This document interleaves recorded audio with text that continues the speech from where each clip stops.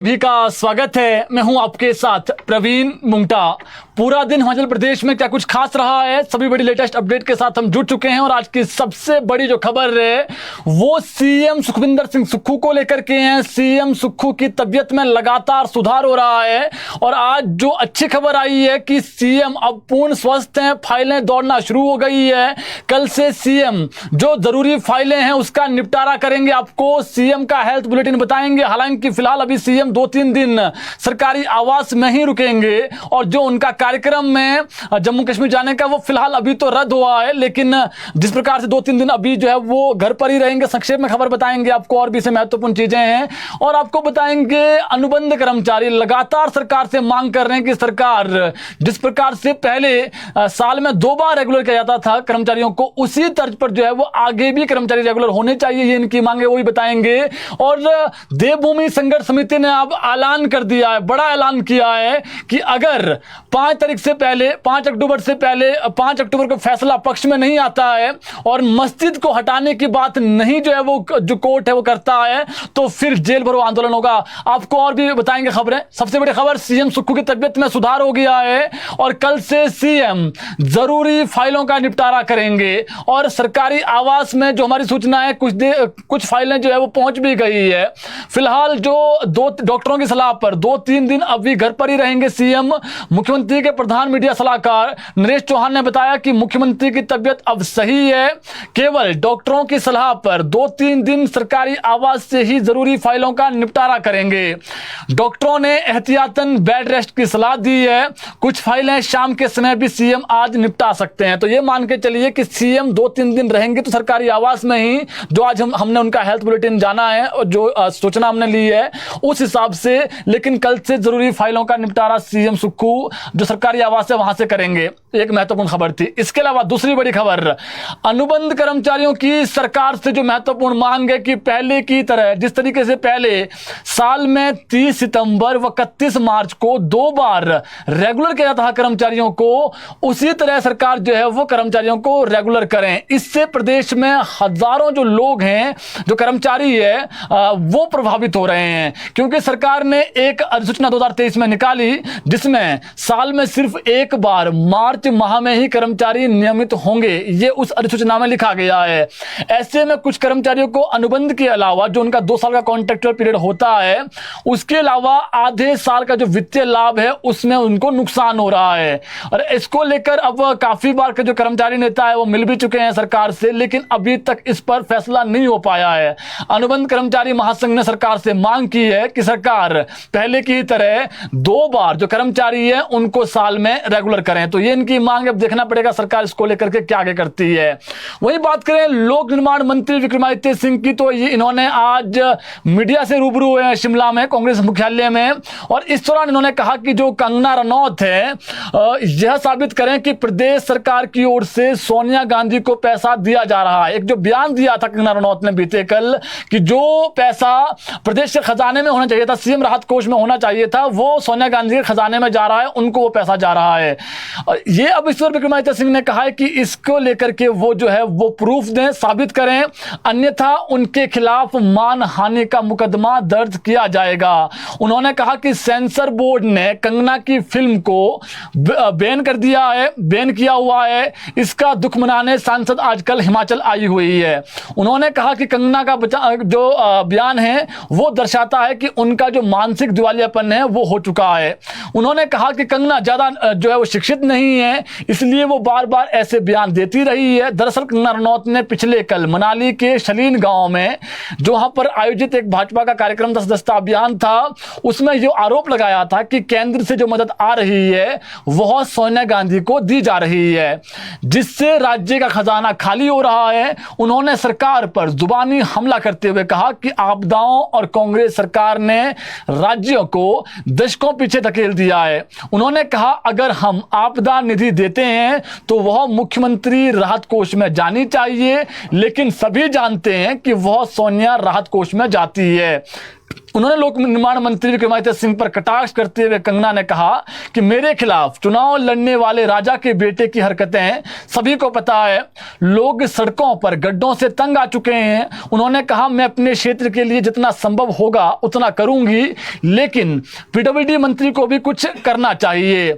इस पर विक्रमादित्य सिंह ने कहा कि कंगना या तो इसके प्रमाण दें, ऐसा नहीं किया तो सोनिया गांधी की छवि खराब करने के लिए मानहानि को तैयार रहें। विक्रमादित्य सिंह ने कहा कि इससे मूर्खतापूर्ण कोई बयान नहीं हो सकता है। केंद्र से जो बजट मिलता है उसका खर्च लाइन ऑफ क्रेडिट LOC के आधार पर होता है। उन्होंने कंगना को चैलेंज किया कि कंगना 1 रुपए की हेराफेरी साबित करके दिखाएं। उन्होंने कहा कि यह वही सांसद है जिन्हें भारतीय जनता पार्टी का हाईकमान फटकार लगा चुका है कि संवेदनशील मुद्दों पर ऐसी बयानबाजी न करें। वहीं पूर्व स्वास्थ्य मंत्री व कांग्रेस के वरिष्ठ नेता कौल सिंह ठाकुर ने भी सांसद कंगना रनौत पर पलटवार किया है। उन्होंने कहा कंगना रनौत की बातें अनपढ़ जैसी होती है, उन्हें गंभीरता से नहीं लिया जा सकता है। और कांग्रेस की बैठक में भाग लेने पहुंचे कौल सिंह ठाकुर ने कहा कि चुनाव से पहले और चुनाव के बाद जनता से जो वायदे किए थे उन्हें पूरा करना चाहिए था, लेकिन वो लापता है। सिर्फ एक बार अपने इलाके की जनता से मिली है, जिनका इलाका है, उसके बाद इनका कोई पता नहीं है। उन्होंने कहा कि आपदा के वक्त कंगना कहीं नजर नहीं आई, सिर्फ एक दौरा किया। इस बीच मध्य प्रदेश सरकार आपदा प्रभावितों के बीच में रही। इसके अलावा जो कांग्रेस की प्रदेश अध्यक्ष प्रतिभा सिंह, उन्होंने कहा कि सांसद कंगना रनौत बिना तथ्य की बयानबाजी कर रही है और उन्होंने कहा कि ऐसा कोई सोच सकता है कि केंद्र से आ रही सहायता और राज्य के लिए लिया जा रहा कर्ज सोनिया गांधी के खाते में जा रहा है। इसकी कल्पना कर पाना भी जो है वो दूर की बात है। उन्होंने कहा कि ऐसा बयान उनकी मानसिकता को दर्शाता है। इस तरह का बयान बेहद दुर्भाग्यपूर्ण है। तो ये जुबानी हमला था जो चला, लेकिन ये जुबानी हमला तो आज जो है पिछले कल जो बयान दिया कंगना रनौत ने उस पर आज पलटवार किया है कांग्रेस नेताओं ने, लेकिन कंगना रनौत ने आज भी काफी जुबानी हमले बोले हैं। सांसद कंगना रनौत ने आज एक बार फिर कांग्रेस नेता राहुल गांधी का नाम लिए बगैर निशाना साधा और कहा कि पप्पू और उनकी बहन ने छोटे छोटे बच्चे पाल कर रखे हैं। और कंगना ने कहा कि हम लोग जब बच्चे थे तो हमारा बचपन छिन गया, 15 साल की उम्र में कमाना शुरू कर दिया। कंगना ने कहा कि हमारी उम्र की लड़कियां जब प्रेम पत्र लिखा करती थी तो हमने तो स्क्रिप्ट लिखना शुरू कर दिया था, हमारा तो बचपन छिन गया। बच्चे तो ये हैं, बचपन तो इनका खूब चल रहा है, 50 साल की उम्र में भी बच्चे हैं। दरअसल कंगना रनौत आज मंडी संसदीय क्षेत्र के अंतर्गत नाचन विधानसभा क्षेत्र के जो खियोड़ नलवाड़ मेले के समापन अवसर पर पहुंची थी। इस दौरान कंगना ने कहा कि भारत है तो हम हैं और जो किसानों के हितकारी 3 कानून हैं वो वापस आने चाहिए। तो आज कंगना रनौत ने एक बार फिर से पैरवी की है। जो केंद्र सरकार ने, प्रधानमंत्री नरेंद्र मोदी ने जो 3 कृषि कानून थे वापसी ले लिए थे, इस पर आज कंगना रनौत ने कहा कि जो हितकारी कानून थे इनको फिर से वापस लाना चाहिए। कंगना ने कहा कि वो चाहती है कि किसान खुद अपील करें कि तीनों कृषि कानून जो है वापस लाए जाएं। उन्होंने कहा विपक्ष हमेशा कहता है कि उनके संबंध किसानों के साथ ठीक नहीं है, वह किसान परिवार से आती है। यह पूरा देश जानता है कि जिस तरह से गलत खबरें चलाकर उनकी छवि को खराब किया जा रहा है, यह ज्यादा दिन तक चलने वाला नहीं है। कंगना ने कहा कि देश जानता है कि भारत की इकलौती ऐसी बेटी हूं मैं जो अपना नुकसान कर देश के बारे में सोचती है। यह लड़की सिक्योरिटी लेकर घूमती है और टुकड़े टुकड़े गैंग के खिलाफ अकेले खड़ी है। अगर उन पर कोई बात आती है तो देश का बच्चा बच्चा उनके साथ खड़ा होता है। मुंबई में जब उनका घर तोड़ा गया, जब भी देश का हर नागरिक, तब भी उनके साथ जो है वो देश का हर नागरिक जो है वो खड़ा था। इस दौरान कंगना ने कहा कि जिस तरह से 1 नेशन 1 इलेक्शन के तहत चुनाव हो रहे हैं और आगे होंगे भी, और हर 3 महीने के अंदर कहीं ना कहीं जो चुनावी बिगुल है वो बचता है, ऐसे में कृषि कानून और जो दोनों फैसले हैं, ये एक फैसला तो जो है वो सरकार ने ले लिया है, जो कृषि कानून वाला फैसला है उसको भी सरकार को ले लेना चाहिए और तीनों कृषि कानून जो है वो वापसी होने चाहिए। तो तीनों कृषि कानूनों पर आज फिर से कंगना रनौत ने स्पष्ट किया कि ये किसानों के हित में है, वापसी आने चाहिए। इसके अलावा एक और बड़ी खबर है, मस्जिद विवाद के बीच वक्फ बोर्ड खत्म करने की मांग को लेकर आवाजें उठने लगी है। इस पर बीते रोज सोशल मीडिया में पोस्ट करके प्रतिक्रिया देने वाले लोक निर्माण मंत्री विक्रमादित्य सिंह ने आज मीडिया से इस पर खुलकर बातचीत की। उन्होंने कहा कि हर संगठन और धार्मिक संस्थाओं में समय के हिसाब से बदलाव होना चाहिए। वक्फ बोर्ड में भी बदलाव जरूरी है। विक्रमादित्य सिंह ने कहा कि रामपुर के सरहान में मां भीमा काली मंदिर उनकी निजी संपत्ति थी, मगर उनके पिता वीरभद्र सिंह जब प्रदेश के मुख्यमंत्री बने तो उन्होंने भीमा काली मंदिर ट्रस्ट को सरकार के अधीन लाया। इससे नियमित तौर पर सरकारी जमीन और अकाउंट का ऑडिट हो रहा है। उन्होंने कहा कि पारदर्शिता के लिए जरूरी है और वक्फ बोर्ड में भी ऐसे बदलाव होने चाहिए। इसी मंशा के साथ उन्होंने वक्फ बोर्ड में तब्दीली व सुधारीकरण करने की जो बात है वो कही है। प्रदेश में बीते एक सप्ताह के दौरान मस्जिद विवाद के बाद लोग जगह जगह प्रदर्शन कर रहे हैं। अब तक प्रदेश में विभिन्न जगहों पर 27 शहर ऐसे जहां पर प्रदर्शन हो गए हैं। इस दौरान हिंदू संगठन खुलकर वक्फ बोर्ड को खत्म करने की मांग कर रहे हैं। कुछ लोग वक्फ बोर्ड को भू माफिया तक कह रहे हैं। इस पर विक्रमादित्य सिंह ने कहा, प्रदेश में इन दिनों जिस ढंग का माहौल बना हुआ है, हम चाहते हैं कि सब शांति के साथ और आपसी भाईचारा बनाकर रहें और प्रदेश में जो आंतरिक सुरक्षा का जो माहौल है वो बिल्कुल बना रहें, अच्छा रहें। इसलिए जो शरारती कुछ लोग ऐसा कुछ लोग जो है गलत तरीके से प्रोटेस्ट करने की कोशिश कर रहे हैं वो तर्कसंगत नहीं है। कानूनन जो भी होगा वो सरकार करेगी। इसके अलावा बात करें आज कांग्रेस मुख्यालय जो राजीव भवन ने स्टेट का जो इनका दफ्तर है कांग्रेस का, वहां पर प्रतिभा सिंह की अध्यक्षता में आज कांग्रेस नेताओं की बैठक हुई राजीव भवन शिमला में। बैठक में कांग्रेस के कई बड़े दिग्गज नेता शामिल हुए। हालांकि कई मंत्री व विधायकों ने इससे किनारा किया। इस बीच बैठक में आए कांग्रेस के विधायकों व नेताओं ने संगठन को सुझाव दिया और कहा कि कार्यकर्ताओं और सरकार के बीच तालमेल बैठाया जाए ताकि पार्टी के अंदर किसी भी कार्यकर्ता में कोई भी मनमुटाव ना रहे। गौर हो कि कांग्रेस की इस बैठक में सुखविंदर सिंह सुक्खू सहित डिप्टी सीएम व सभी जो कैबिनेट मंत्री, विधायक और जो पार्टी के पदाधिकारी है उनको शामिल होने को कहा गया था, मगर बैठक में अधिकतर जो बड़े नेता है वो शामिल नहीं हुए।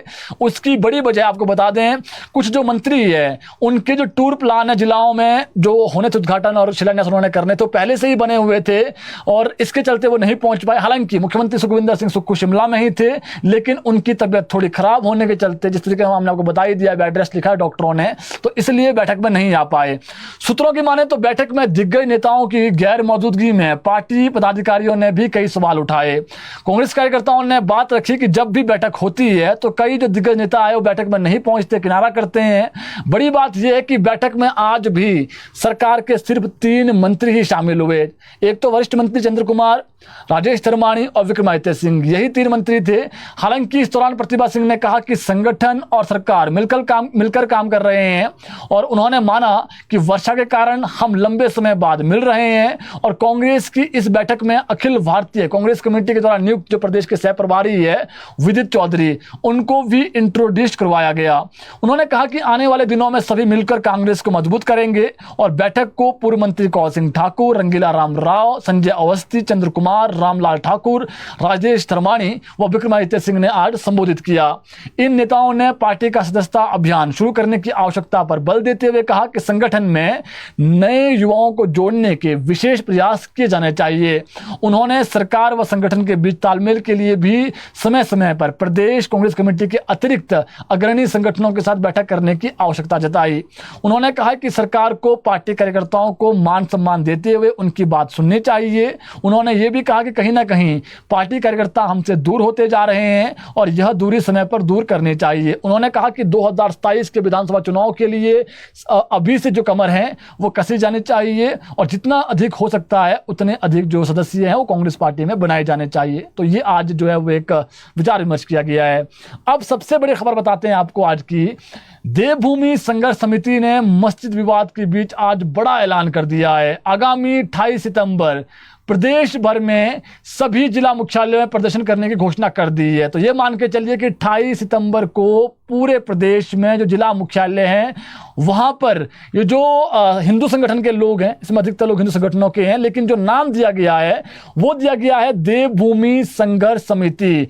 इसके बैनर तले सभी जो लोग हैं वो जिला मुख्यालयों में प्रदर्शन करेंगे। जो इसके संयोजक है, इस समिति के संयोजक भरत भूषण ने कहा कि 5 अक्टूबर को यदि नगर निगम कोर्ट से संजौली मस्जिद मामले में कोई फैसला नहीं आता है तो देवभूमि संघर्ष समिति प्रदेश भर में जेल भरो आंदोलन शुरू करेगी। आज शिमला में देवभूमि संघर्ष समिति के संयोजक भरत भूषण ने कहा कि 1 सितंबर से शुरू हुए आंदोलन में अब तक प्रदेश भर में 28 स्थानों पर प्रदर्शन हो चुके हैं। उन्होंने कहा कि हिमाचल प्रदेश के इतिहास में ये पहला आंदोलन है जिसका कोई एक नेता नहीं है, कोई राजनीतिक जो दल है या संगठन इसका नेतृत्व नहीं कर रहा है और पहली बार समाज आंदोलन के लिए खड़ा हुआ है। भरत भूषण ने कहा कि आगामी 28 सितंबर को प्रदेश भर में सभी जिला मुख्यालयों में शांतिपूर्ण तरीके से देवभूमि संघर्ष समिति के बैनर तले एक साथ बड़े प्रदर्शन किए जाएंगे। उसी दिन उन्होंने कहा कि 5 अक्टूबर को यदि नगर निगम कोर्ट से फैसला नहीं आता है तो देवभूमि संघर्ष समिति प्रदेश भर में जेल भरो आंदोलन शुरू कर देगी। तो ये मान के चलिए कि अगर 28 को हम एक प्रदर्शन करेंगे और 5 अक्टूबर को फैसला अगर नहीं आता है उसको हटाने का, तो फिर जेल भरो जो आंदोलन है वो पूरे प्रदेश में शुरू किया जाएगा। उन्होंने कहा कि देश भर में भूमि जिहाद चला हुआ है और भारत की 16% आबादी माफी चाहूंगा देश की कुल जमीन की तीसरी सबसे बड़ी मालिक है। समिति ने आरोप लगाया कि मजारें, मस्जिद और कब्रिस्तान के नाम पर देश की जमीन पर अवैध रूप से अतिक्रमण किया जा रहा है। उन्होंने कहा कि हिमाचल प्रदेश में अभी बीते कुछ सालों से विशेष समुदाय के लोगों में इजाफा हुआ है। उन्होंने आरोप लगाया कि बाहर से आपराधिक गतिविधियां करके कुछ लोग हिमाचल प्रदेश में शरण ले रहे हैं।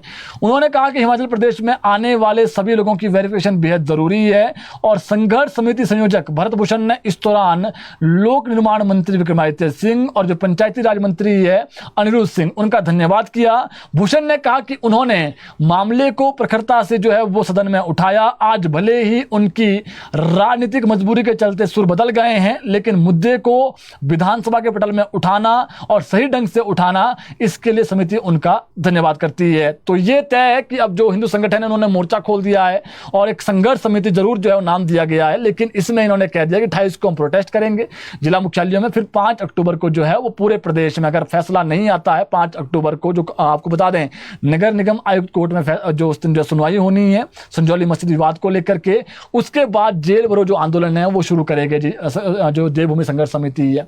इसके अलावा कांग्रेस की पूर्व राष्ट्रीय अध्यक्ष एवं राज्यसभा सांसद सोनिया गांधी और नेता प्रतिपक्ष राहुल गांधी आज वापस शिमला से दिल्ली लौट गए हैं। आपको पता है शिमला के छराबड़ा में ये रुके हुए थे दोनों और आज सुबह इनका काफिला शिमला से चंडीगढ़ के लिए बाय रोड रवाना हुए। दोनों वो हेलीकॉप्टर से दिल्ली पहुंच गए हैं। राहुल गांधी अब जम्मू कश्मीर विधानसभा चुनाव में प्रचार के लिए जाएंगे, इसलिए उनको जाना पड़ा है और सोनिया गांधी भी वापसी चली गई है। हरियाणा और जम्मू कश्मीर में चुनाव है, आपको मालूम है। इसके अंतर्गत वो अब वो सोनिया गांधी है वो यहाँ पर पहुंची जरूर थी, लेकिन सोनिया गांधी यहाँ पर 6 दिन रुकी है और राहुल गांधी भी वो शिमला में लगभग 2 दिन रुके हैं छराबड़ा में। और अब शनिवार को आए थे राहुल गांधी, शनिवार संडे और वो आज 2 दिन बाद चले गए हैं वापसी।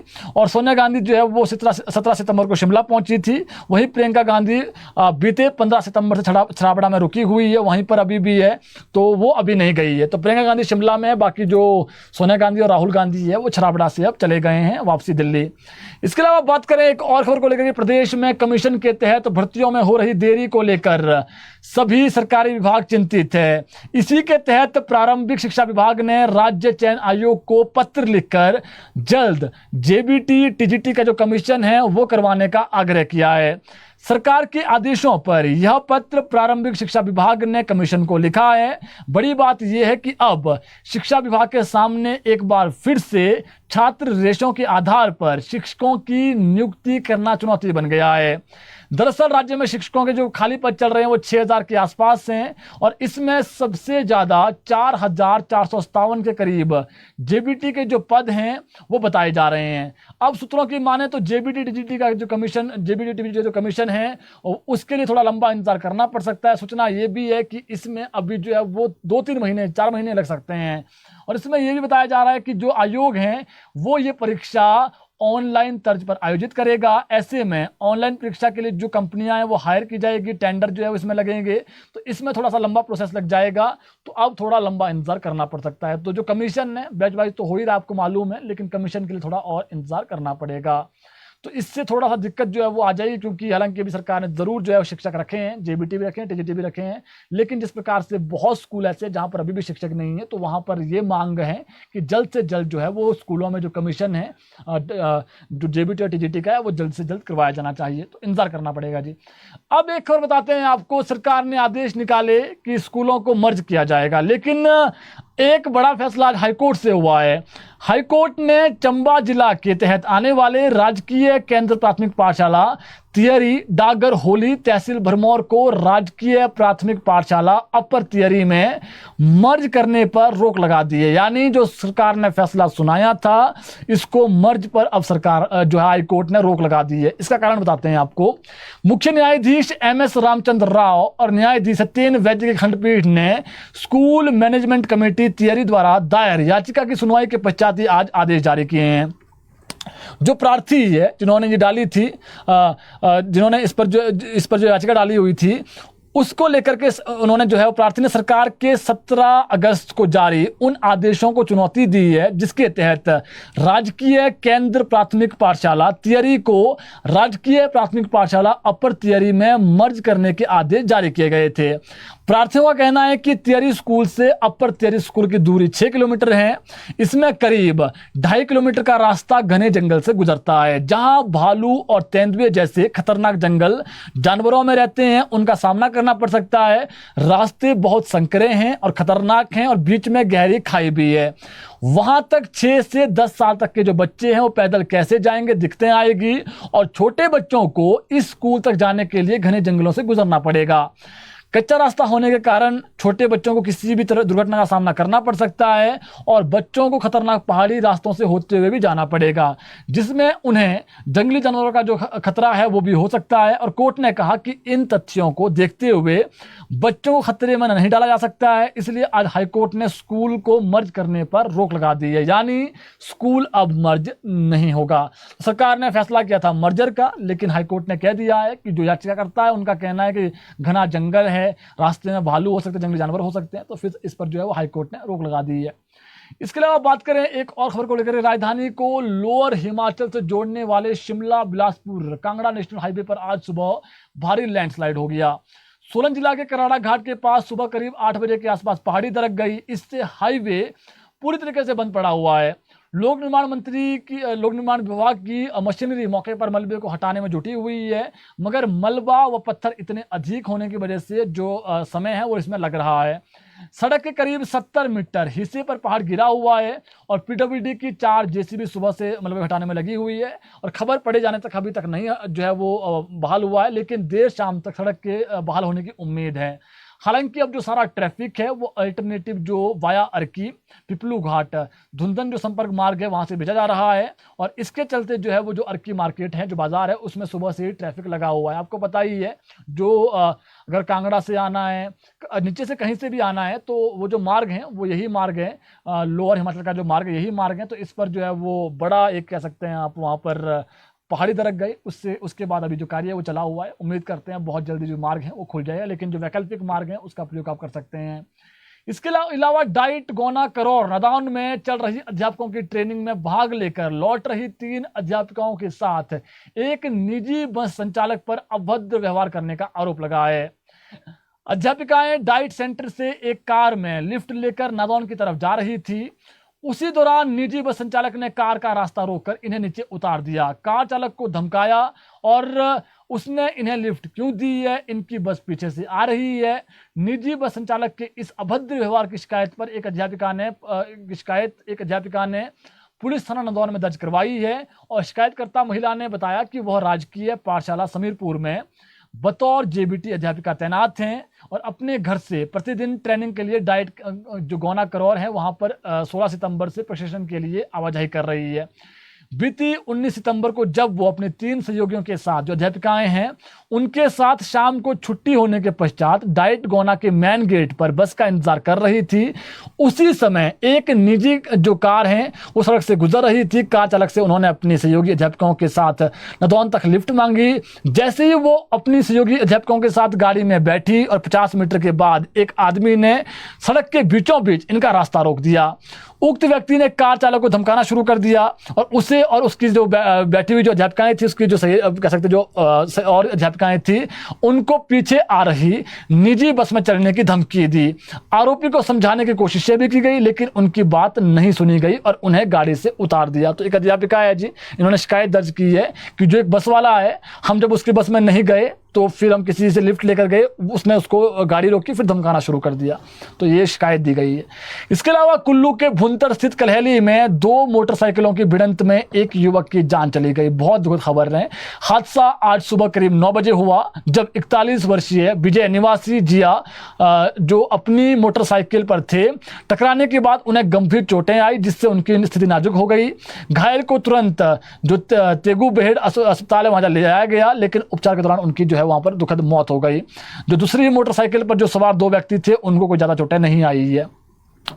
इसके अलावा बात करें नालागढ़ की, तो नालागढ़ के औद्योगिक कस्बे नंगल में पुलिस ने एक होटल में छापेमारी कर देह व्यापार करने वालों का भंडाफोड़ किया है। इस कार्रवाई के दौरान 7 युवतियों को रेस्क्यू किया गया और एक आरोपी के खिलाफ अनैतिक व्यापार अधिनियम के तहत मामला दर्ज किया गया। पुलिस को गुप्त सूचना मिली कि नंगल स्थित एक होटल में देह व्यापार चल रहा है, संचालित हो रहा है। इस सूचना के आधार पर एसएचओ राकेश राय की अगुवाई में पुलिस टीम ने रात को होटल पर दबिश दी और कार्रवाई के दौरान 7 युवतियों को सुरक्षित निकाला गया। और आरोपी गोविंद, नाम आरोपी का गोविंद है, जो सैनी मात्रा का निवासी है, इसके खिलाफ कानूनी कार्रवाई जो है वो की जा रही है। रेस्क्यू के बाद जो पुलिस है, उन्होंने पीड़ित जो युवतियां हैं उनके बयान दर्ज किए और उनके परिजनों को उनके हवाले कर दिया है। जो ये आरोपी है, इसको पकड़कर जो आगामी कार्रवाई अमल में लाई जा रही है। इसके अलावा बात करें हिमाचल पुलिस की, तो हिमाचल पुलिस ने शराब पीकर वाहन चलाने वालों पर शिकंजा कसने के लिए एक विशेष अभियान शुरू किया है। यह अभियान आगामी 29 सितंबर तक चलेगा। इसका उद्देश्य विशेष रूप से जो रात के समय शराब पीकर चलते हैं लोग, रात को 9 बजे से लेकर के 11:30 बजे के बीच होने वाली सड़क दुर्घटनाओं की बढ़ती संख्या को कम करना है। यानी जो लोग शराब पीकर के चल रहे हैं उनके चालान भी हो, ताकि वो थोड़ा सा सबक लें और इस बीच हादसे कम हो। इसलिए हिमाचल पुलिस अब रात को भी गश्त पर है और चालान कर रही है। तो जो लोग शराब पीकर के चलते हैं उनके लिए सीख है कि शराब पीकर आप ना चलें। जान भी जरूरी है, और दूसरा, अगर आप शराब पीकर चल रहे हैं तो आपका चालान भी होगा, बड़ा चालान होगा। इसके अलावा बात करें मौसम को लेकर के, तो प्रदेश में मौसम अब परसों से फिर खराब होने वाला है। 25 से प्रदेश में भारी बारिश का येलो अलर्ट है और राज्य में जो मौसम है 29 सितंबर तक खराब रहेगा। तो ये मान के चलिए प्रदेश में जो कल मौसम साफ रहेगा, कल अधिक खराब नहीं है, आज भी मौसम साफ ही रहा कुल मिला के। लेकिन अब परसों से मौसम खराब है। 25, 26, 27 को प्रदेश में जो है वो येलो अलर्ट है और अधिकांश जो अधिक ऊंचाई वाले क्षेत्र में वर्षा होने का पूर्वानुमान है। तो मानसून थोड़ा कम सक्रिय हो गया था, अब आपको बताइए मानसून अब विदा भी हो रहा है प्रदेश से। लेकिन जो जानकारी हमारे पास है और जो मौसम विज्ञान केंद्र ने पूर्वानुमान लगाया है, उस हिसाब से प्रदेश में 25 तारीख से मौसम फिर खराब है। 25, 26 को येलो अलर्ट है और ये मौसम 29 तक खराब रहने वाला है। तो जो महत्वपूर्ण सूचनाएं थी आप तक हमने पहुंचा दी है। ताज़ा खबरों के लिए जुड़े हैं आप हिमाचल दस्तक टीवी के साथ। बुलेटिन को शेयर जरूर करें ताकि और लोगों तक भी जो अपडेट हैं वो पहुंच सकें। धन्यवाद।